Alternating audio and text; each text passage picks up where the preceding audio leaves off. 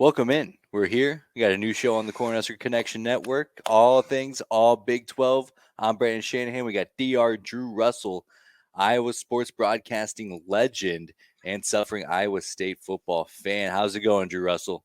Well, first off, Brandon, honored to be here. I didn't realize this was called the Cornhusker Sports Network. This is news to me. Yeah, so it's all under the Cornhusker Connection umbrella. That's the podcast that me, Tyler Sprinkle, and Brooke Burns started here not too long ago, and just kind of thought, what would really kind of help get the ball rolling is a couple of other great shows. So we got Bookie Brooke, we got a sports betting show with Brooke Byrne, and now we got the All Big 12 show. And I got to tell you, Drew Russell, I think we got the good gig here. Because as much as I love Nebraska and I love talking Cornhuskers, and as much as I love talking about how much money I lose on a regular basis, sports betting, the Big 12 is as electric as it gets in sports in general. I mean, everything that's so great about college football that's seemingly kind of going away as the time shift, it seems like it's staying very much intact in the Big 12 and even expanding upon that and being even better. The Big 12 is fascinating to me because what makes college sports so special is fan bases, or that's one of the main reasons. You have so many different wild fan bases. You go to the SEC, if you go to a game day Saturday, Alabama fans, Georgia fans, Florida, Arkansas, etc., they're nuts. You go to the Big Ten, established fan bases like Michigan, Ohio State, Wisconsin, Nebraska, like those are wild fan bases. The Big 12, those fan bases aren't as big, like on average compared to those other conferences from an alumni standpoint, base standpoint, money wise as well. That said, you ever meet a Texas Tech fan? They're going to be interesting, like they always are. We love our friends out in Lubbock. You talk to an Iowa State fan anywhere around the world, they're always going to be on something wild. Iowa State fans are outstanding. West Virginia fans, bunch of legends out there. I mean, I've met three West Virginia fans my whole life, and I remember all three distinctly. Big 12 fan bases are awesome. It's got great games, great conferences, great teams. And yeah, this is going to be awesome. Absolutely. So, myself, I grew up as a Nebraska fan, also Colorado fan is conflicting, but we'll talk about that later, I'm sure. But grew up with the Big 12 was all I really knew of. Of course, you see the games I got from Alabama, LSU, and Michigan, Ohio State, and like USC and Washington. You see those games, but like the sole focus was winning the Big 12 every year and competing against teams like Iowa and Minnesota, Iowa State and Missouri, and just these very niche rivalries that seemed at the time, whether or not that's just me being a child or whether or not that's just the insular nature of college football, it's just it felt like the biggest thing in the world, and even since they've been to the Big Ten, I've always kind of kept tabs on the Big 12. I had a cousin play for Oklahoma, so I hopped on their bandwagon during the Lincoln Riley era, which was a hoot and a half, especially as Nebraska was falling off a cliff. And then moving down to Dallas last year, I'm like, well, I'm in a much better environment to kind of surround myself by college football. Let me just hitch onto a team. And fortunately, the Horned Frogs, just 45 minutes down the road, had a magical season. Brought back all this love and admiration. I got involved on Big 12 Twitter, which is my favorite place on the internet. Those people are wild. Shout out Cyclone Larry and the gang. But those are outstanding. I've never seen such a collected army of burner accounts, and it's my favorite place on the internet. So I fell in love with the Big 12, and as you mentioned, the SEC is kind of unscathed here, but like the Pac-12 is dead. The Big Ten is shaping so much and so differently than how it's been in the past, but overall, I mean, it's a good time to be in the Big 12. And so let me just ask you this, Drew Russell, as an Iowa State fan, how are you kind of viewing this new conference realignment, and how do you think that's really shaping the conference going forward?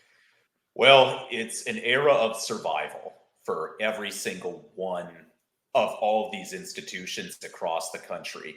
The big job right now for athletic directors and university presidents is simple: find a way to generate revenue and make sure that we keep our university relevant. College athletics does play a major impact on recruitment services for campus when they are looking to bring in prospective students.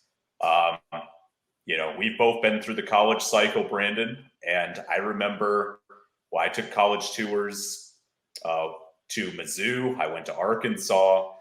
I remember Mizzou, their big thing in their program was we're going to the SEC. They were hyped up about that. And they're like, you Good come time to be a here. Tiger. Exactly. They were, I was wearing my Iowa State shirt underneath my jacket that I was wearing that day. And I was kind of boiling underneath because I love the Big 12. But that was a huge recruitment tool then. And same at Arkansas that, hey, you come here. I remember in orientation when I went there, their thing is we want to remind people we like to party in the classroom. And I'm like, okay, they don't care about academics one bit. We're just here to have a good time. I knew that going in, and that's just how it was. So going back to my original point of, conference realignment, that's their job, is to keep these schools relevant. They want to make sure that they're getting a lot of kids that are applying, hopefully getting good students. And I think being a part of, a major conference, or you feel like it's important that your school is a part of something, a great recruitment tool on Saturday is you pay into a student section. And if that student section looks like it's going crazy, you're a 17, 18-year-old kid. Of course you want to be a part of that. That looks like so much fun. And I think for all those universities, they're trying to find a way to make sure that they stay relevant. And that's what realignment is. And from an Iowa State perspective, it's played out pretty well. I mean, the Big 12, this is a fascinating conference. It always has been. But as we enter that new chapter, it's hard to believe that 30 years ago, they were just rolling with the Big 8 and having the time of their lives. And Nebraska, all was well and good in that era. So the fact that we've got next year 16 teams and this year 14 teams is pretty astounding. Yeah, it's so interesting to me because the Big 12 is going to look so much different next year than it does this year, and it's going to look so much different this year than it did last year, and then it looked so much different last year compared to 15 years ago, and then that looked so much different than it did 20 years before that, before the Texas schools came in. But it's a great evolution for the Big 12. It wasn't too long ago when Texas and Oklahoma announced that they were leaving for the SEC, and it looked like the Big 12 might be dead. I mean, you lose those big brands. So shout out to the Big 12 for being very proactive as far as adding the best of the best in the group of five as a placeholder, and just kind of waiting to see. Also, huge move getting the TV deal done earlier this year ahead of the Pac-12, kind of cut them off in the race to get as much TV money as possible. Then capitalizing on the fall of the Pac-12 and ready to get there. Overall, I think it is pretty bad for college football, as far as you lose so much of these rivalries that have been so ingrained in these fan bases for so long. Like most recently, you lose rivalries like Oregon State. Yeah. And all the new rivalries that were brewing within the Pac-12 that maybe aren't as regional based, but more like football competitiveness based, like USC and Oregon and USC and Washington, who played for all these years and played for many Pac-10 and Pac-12 titles apiece. You lose the Colorado-Nebraska rivalry, which obviously is near and dear to me. You lose, at least for a while, the Texas A&M rivalry. You lose Bedlam going forward. You lose all these things that make college football so great, and you build these super conferences, with the hope of getting more bigger brands on the same playing field. But then you also kind of throw in a wrench of, well, you also have a lot of bad teams in that conference. Like, yeah, USC and Michigan's going to be great, and Washington and Ohio State on a regular basis, fantastic. But also you're going to get like UCLA and Maryland, or Oregon and Illinois, and just a lot of duds. And I kind of think how these conferences were brewing and chugging along beforehand were really interesting, and really making a whole new brand of college football. Oklahoma was keeping the Big 12 relevant. The Pac-12 this year is going to be electric as far as just pure talents. I mean, one through four, they're going to be the best conference in the country. and I'm not too sure if it's close. And it's just so competitive and so electric. And then next year, it's poof, it's gone. They're going Yep. to the Midwest and the East Coast, and the Big 12 is the winner here, but it is kind of unfortunate when so many dollars are being thrown Yeah. around to make these kind of decisions with. But you're right. I mean, a lot of these conferences and a lot of these schools kind of rely on that as the front porch of the program. I saw something not too long ago about Clemson. In 2008, they had like 13,000 new freshman applications the first year of Dabo Yep. Swinney. The Yep. most recent recruiting cycle, they had 52,000 students applied to be a Tiger. Just insane uptick, and then like I said, you get a higher selectiveness as far as picking a student body or student applicants, and Hmm. then it also attracts talent in the faculty and administration Hmm. because it just brings so many eyeballs to the program. So even things just like school gets easier when the football team's good. Yep, exactly. Well, and I think another interesting point, I think the schools thing is interesting. Like not just football. I mean, I look at college basketball as well. If a random school makes a deep run into the NCAA tournament, then oftentimes the number of applications that school gets will jump up like for Mhm. that next year or two. I say going back to that experience, I remember when Florida Gulf Coast was the first ever 15 seed to make a Sweet 16. This was over a decade ago. And I'll tell you what, that night I went on to Florida Gulf Coast's website and I was like, this looks like a great place. They got the ocean. They've got like life looked pretty good at Florida Gulf Yeah, Coast. And that's the power of sports is like when you find teams that are successful, Clemson's another great example. That is going to generate more interest. But as you perfectly said, Brandon, the problem is when you kill regional rivalries, you look at where alumni bases go. If we're talking major Big 12 alumni bases and you're talking kind of major cities, Dallas and probably any major city, Dallas, Houston, San Antonio, those are all going to be alumni bases. Oklahoma City, Kansas City is something that's going to be major as well.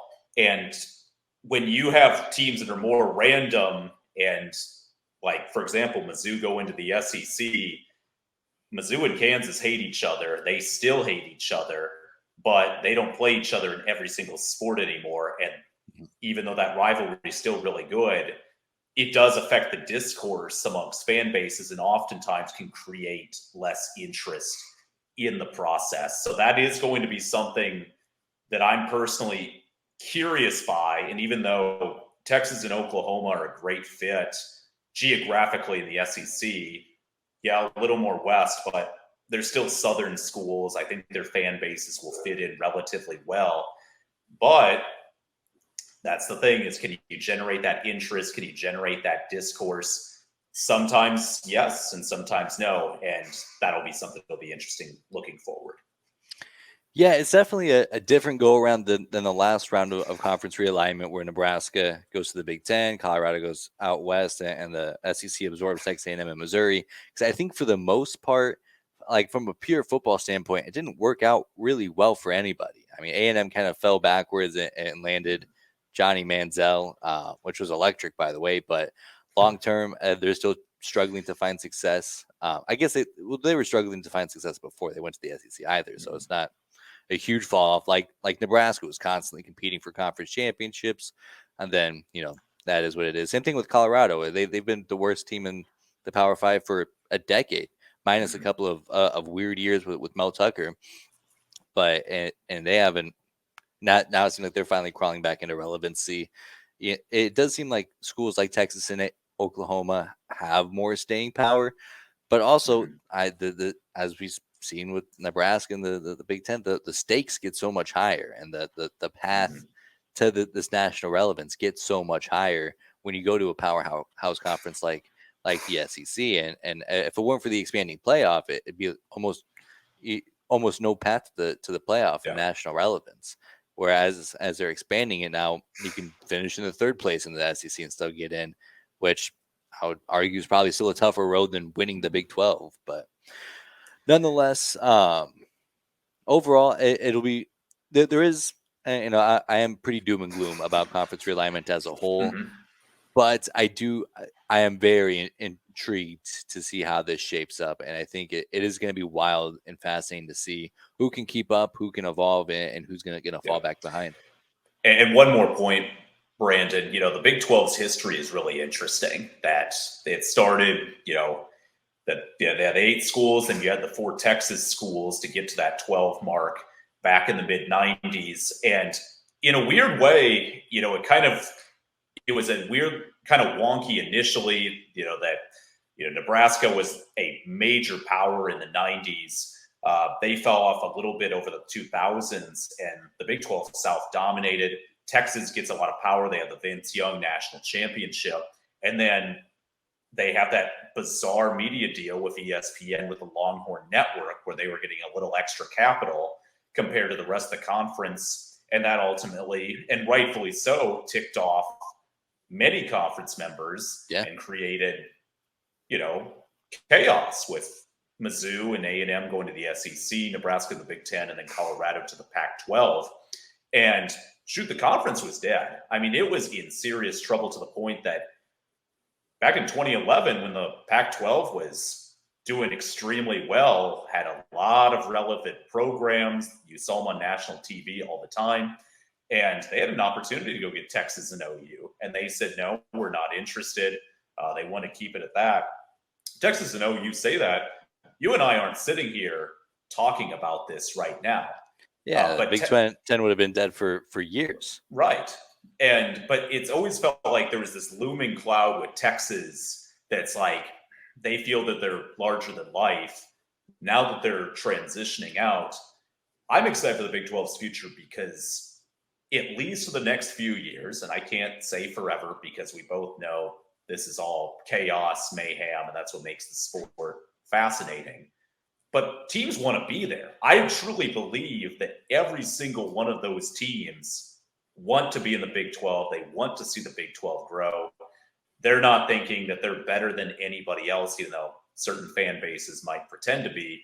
But that's what's exciting is like that everybody wants to be there at least for the next few years, or at least initially.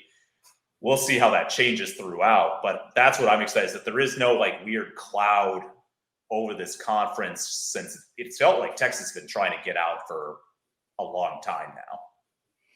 Yeah, I think that the Big 12 has nailed it at every step of the way, and I think even the 4 Group of 5 schools that they added are wildly low key valuable as far as the future of college football goes, and basketball as well, because Houston's a really good basketball program. But you get that major metropolitan in Houston. You get the only Group of 5 team to ever play in a college football playoff in Cincinnati. And then you get UCF, has a huge alumni base, huge presence in college football. Also, very good football program. I think that they're going to fit right in competitively with the Big 12 here pretty soon. And then who else are they at? Who's the 4th team? So we have Houston, Houston, Cincinnati, BYU. BYU. My Of gosh, course. BYU! What a win! I know. Everything that I learned about BYU going forward is like, why didn't the Pac-12 add them instead of Utah? Why didn't Yeah, the Pac-12 why didn't any Group of 5 or any Power 5 conference want BYU? That's a phenomenal football program. it And is. outstanding win for the Big 12. Good value there. And then of course, just kind of sitting back and picking up the scraps of the Pac-12. There was that weird little moment where it seemed like could they really get Oregon and Washington? That would have been electric. That would have been It best would case have been. scenario for the Big 12. But overall, it's also crazy to me how so all of this has shifted just based on how the conferences have held and Mhm. handled their own networks. Because you look at the Big Ten and their partnership with Fox, and you're like, well, we got our Big Ten network. We're going to feature all the schools and kind of be like a second tier for games to make sure that everybody's on TV. Yep. And with the relationship with Fox, they were able to make that like a regular cable channel. So everybody in America who had cable had access to the Big Ten network and access Yep. to Big Ten football. And the SEC kind of did a little bit better of a job with it. They also have a much more solidified product even then. With the SEC network, same kind of thing, premium channel.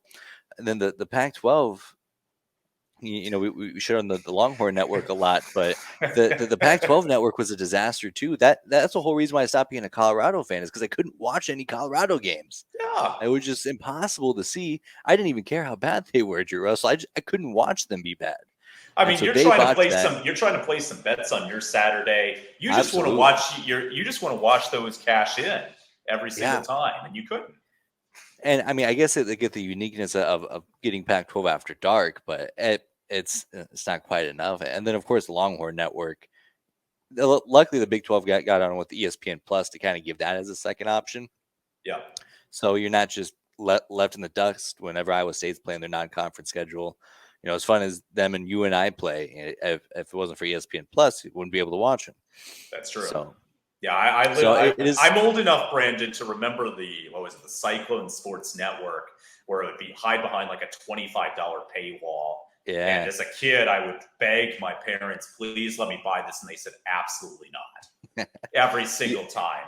Go clean the garage. Well, it's crazy because Nebraska, if they weren't on a network, they had pay-per-view games where it was like $65 to watch them play San Jose State. And the thing is that everybody in Nebraska bought that pay-per-view or went somewhere where they did have the pay-per-view. Yeah. But but talk about TV windows, and that's another fascinating thing about all of this off-season drama. It is so important to have a featured game of the week for all of these conferences, just from a marketing standpoint, from a getting fan bases excited standpoint. Look, SEC, simply put, you're on CBS at 2:30. That's a big deal, and it has been for 20 plus years. And it's crazy that relationship is going to end, and then ESPN will take it over fully next year. Same with Big Ten. One of the smartest things they've done, and it was heavily ridiculed a few years ago when they went with Fox and said, we're doing the big noon kickoff.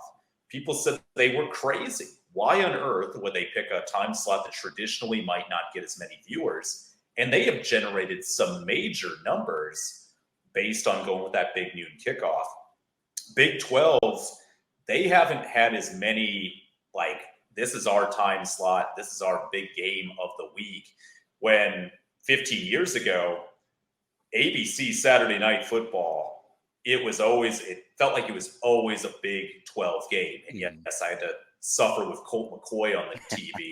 But then I would, now and then get a little Michael Crabtree running through on seconds left, and you got Brett Musburger I couldn't yelling, believe it. Crabtree! He's going nuts. You got, West Texas is going crazy. And I mean, that's big. And yeah, the Pac-12 messed up with that. They did not market their brand. You never knew. I mean, I had to usually go on an app usually to figure out who's playing who for the week. While it felt like, at least for the big games in every other conference, I had a pretty good idea. And that's marketability right there. And that's where the Pac-12 failed.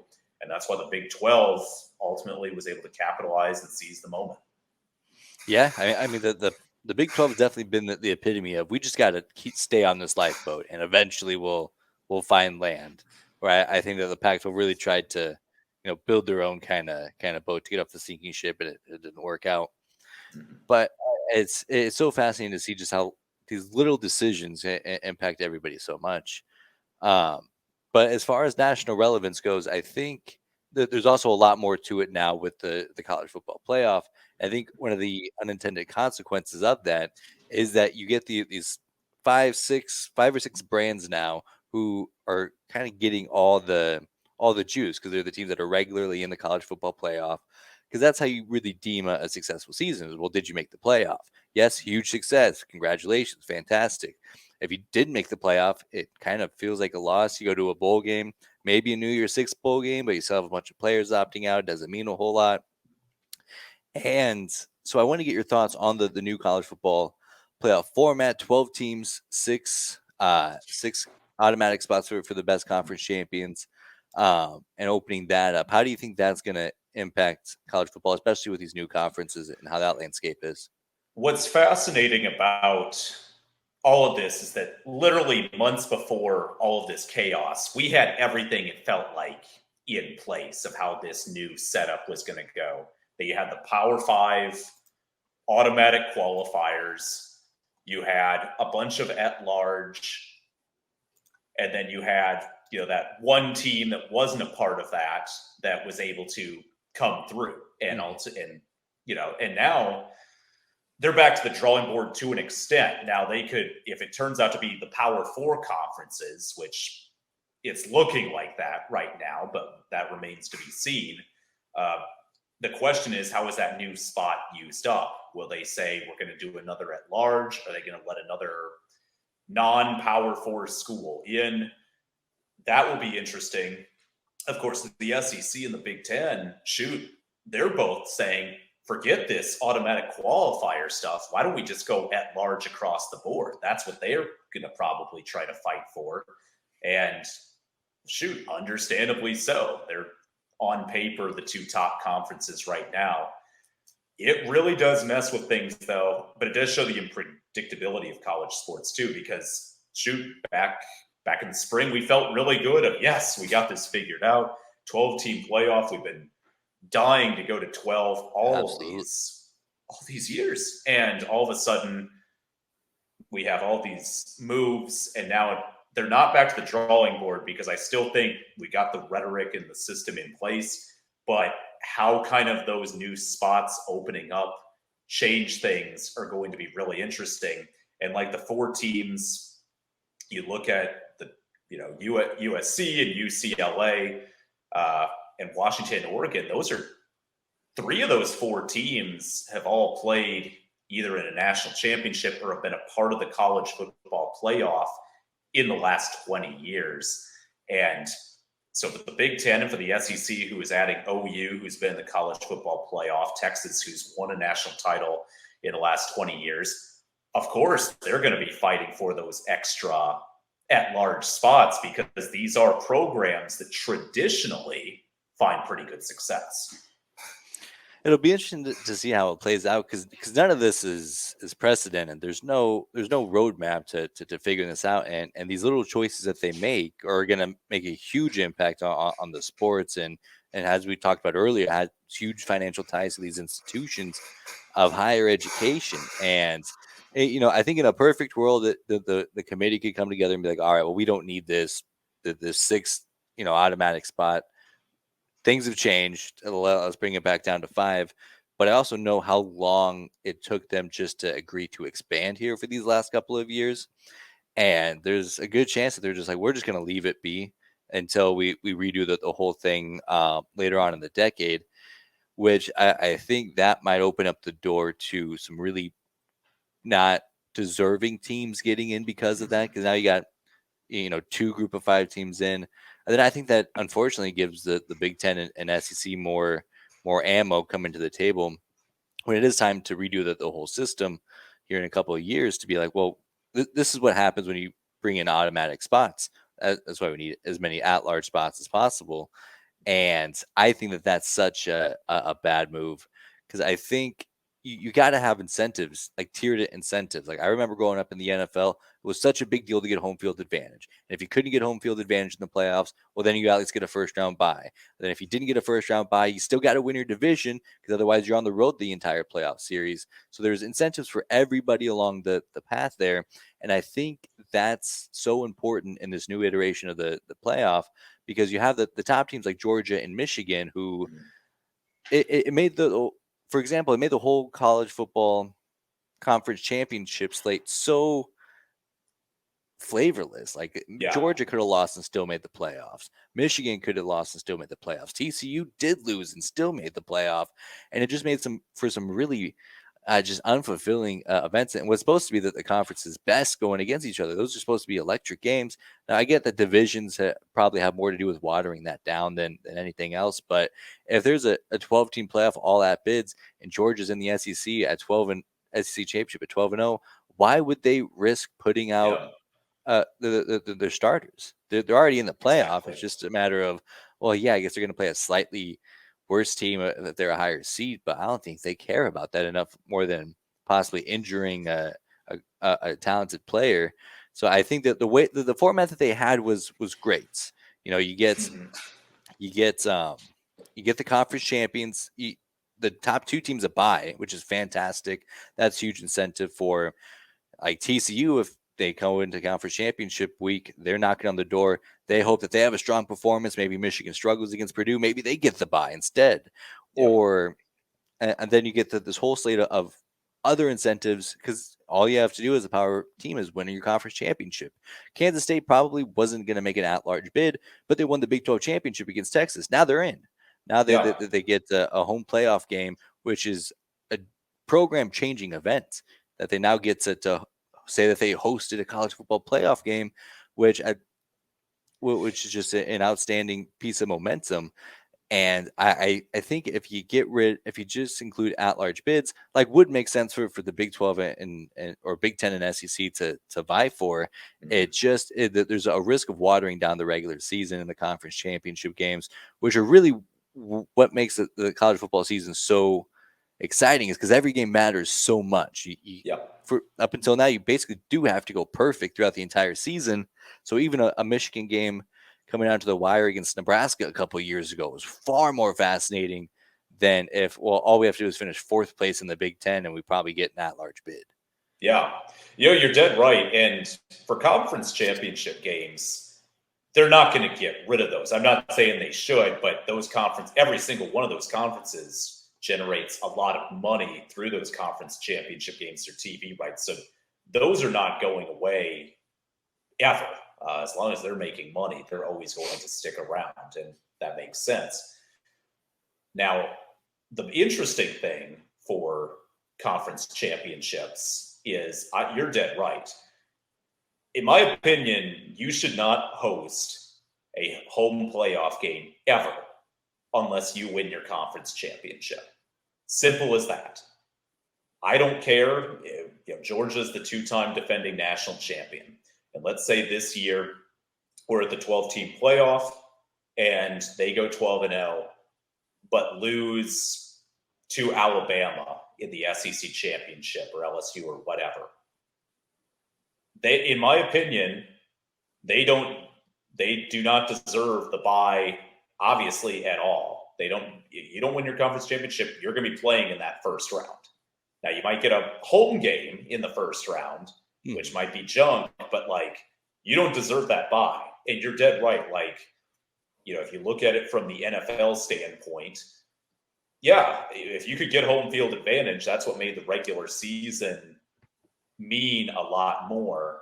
And for college football, that's another thing that's hurt them. And for a lot of sports, just in general, when you water down the regular season, it does create less interest because for a lot of viewers, especially casual viewers, or maybe it's somebody that's half in, or maybe they have family or friends that just like to talk about and try to keep up, they don't necessarily have to pay attention until the postseason because that's ultimately what people are going to remember. And if you have a watered down regular season, it does make people less interested, which is the shame. Absolutely. And like I said, I think they nailed it, but I also think this is an opportunity for them to come to the table and be like, well, yeah, but look at these bad teams that let in when these good teams didn't even make it. So I think they're going to have some ammo if they don't amend it, but I think that's got to be the formula. It does. And going from if we're talking the Big 12 perspective too, this is a really interesting time for them because, again, when you have two traditional powers leaving, you in Texas, and you'll have 16 teams next year, all that have found at times various forms of success. And you could say just in the last few years, I look at Kansas State, Oklahoma State, Baylor, TCU, Tech at times. These schools have all found some legitimate success in the league. And whoever gets that opportunity, if they say, hey, if you win your conference, you're one of these Power 4 conferences, somebody has an opportunity to become a legit power because there's more opportunities in the playoffs. If high school recruits see this team over and over in the playoffs, they must think it's a good program. That raises recruiting. And I am curious who is going to be able to capitalize on that opportunity in the next few years. And shoot, even the newcomers that are going in. Look, Houston was 11-2 a couple of years ago. They've had great success in the past. Cincinnati was just in the college football playoff a couple of years ago. Central Florida's had their moments. BYU has usually played some tough schedules and usually can get 7, 8, 9 wins a year that way. And I think that is what is really interesting going forward, is how that plays out, because that door is open for somebody to enter if they want. Yeah, it would be very disappointing if it got to a point where a team could win the Big 12 with one or even two losses throughout the season and still not have an opportunity to compete in this expanded playoff, just because there's so many bigger brands in the Big Ten and SEC. And Joel Klatt, also a Colorado fan, Colorado alum there, mentions the how differently that program could look like if we had an expanded playoff. Because if you remember back, it wasn't long ago where they were a top 10 team. They had two losses going into the Pac-12 championship game. They ended up dropping that game. But even how things would have shaped up, they still would have made the playoffs as an at-large team, which, as we see from these other teams who have continuously made the playoffs, that's a program changing kind of a event where you can kind of latch onto that momentum, use that for recruiting, use that for everything, like we've talked about this entire episode. But they weren't able to catch up on that because it was just 4 teams, and then they lose their head coach in a rough part of the year, and then they fall back behind. And that's also why I think this whole Coach Prime experiments could be very fruitful for Yeah. a long time, because you look at it, because what I keep hearing is it's going to be short-lived one way or the other. Option A is it flames out, which it very well could, I suppose, and then that obviously doesn't last very long. But even if it does go well, you got to think that he's going to have opportunities from bigger schools for bigger paydays and bigger markets. But then you also kind of look at, well, if you really value legacy, you have an opportunity to really take hold of this Big 12 conference with losing their powers. And they've had 3 different champions the last 3 years. So there's a lot of parity there and a lot of opportunity to really build something special. Whereas if you go somewhere in the Big 10, like let's say, hypothetically, I don't think this will be the case, but hypothetically, Oregon's job comes available for whatever reason. Yep. For whatever reason, it seems like a stepping stone job. Their last few coaches have either stunk or left for better jobs. But let's just play hypotheticals here. Uh, Coach Prime, he's going to get offered that job if he has success at Colorado, and he'll have to restart. Obviously, a different kind of restart than most programs do, considering how he travels with his baggage at all times. But then you got to think, in this expanded playoff, as it is, only 3, maybe 4 Big Ten teams are going to get into the playoff. So you got to think, well, what's going to be easier, to win the Big 12 on a regular basis, or to be the 4th best team in the Big Ten? And I Yeah. think a lot of people would say it's probably going to be easier to be the Big Ten, or win the Big 12. And I think that opens up a lot of opportunities. And that's just, Colorado and my, tunnel vision there. But, opens up opportunities for Oklahoma State, or, TCU just found Sonny Dykes, who turned the program around overnight seamlessly, Yep. or Garrett McGuire at Texas Tech. He's got an opportunity to build something special now where, if it just turns into like a Power 2 conference setup, those programs are going to fall behind pretty quickly. What's really interesting about the coaching carousel going forward is there's going to be a distinct difference in money. And oftentimes there always has been. The SEC obviously is famous for, they're going to have some pretty heavy checkbooks across a good chunk of those programs, outside of my beloved Vanderbilt Commodores. Like the Big Ten, same thing. There's going to be a few programs that have those deep checkbooks. And for, I think, coaches going forward, I'm curious if it'll be continuing. If I'm using this job, if I find success, that's going to be a stepping stone. There's more money.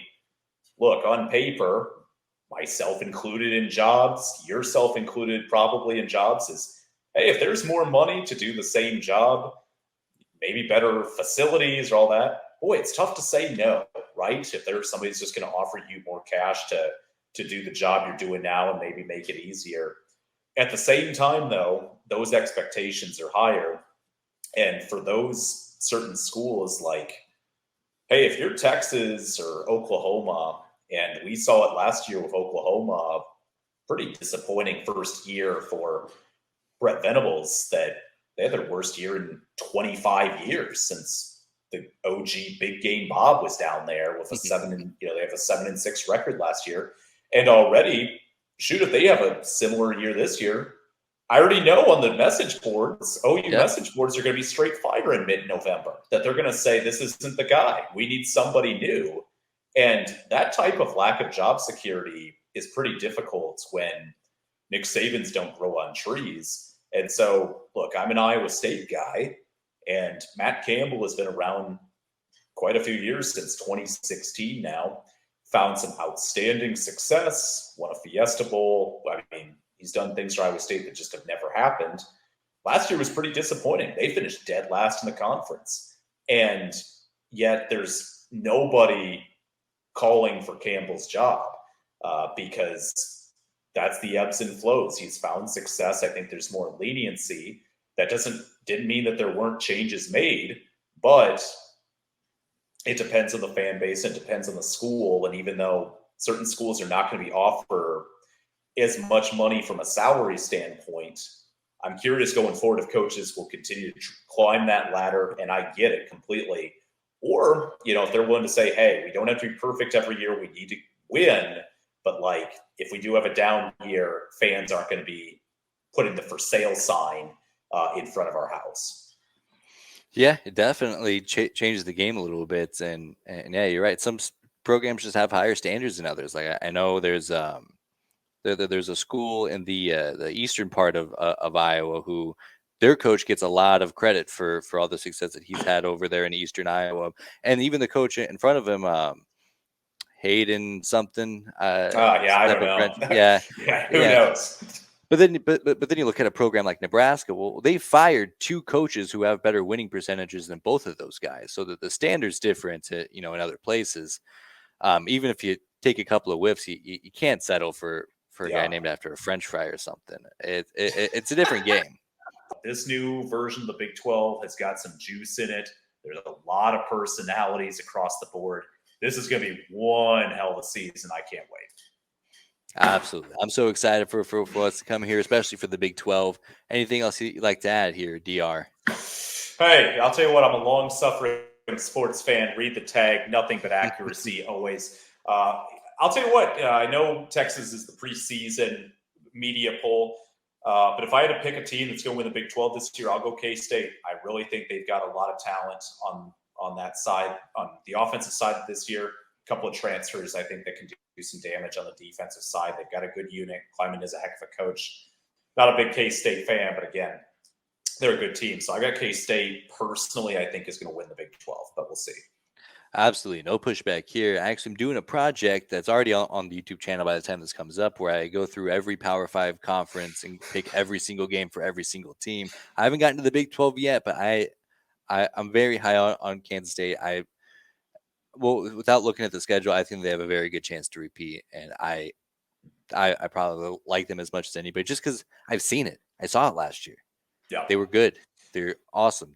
Klein is a great coach, and yes. Will Howard's fantastic. And I saw some things from Kansas State that I just didn't see from Texas or Oklahoma. So yeah, roll Cats.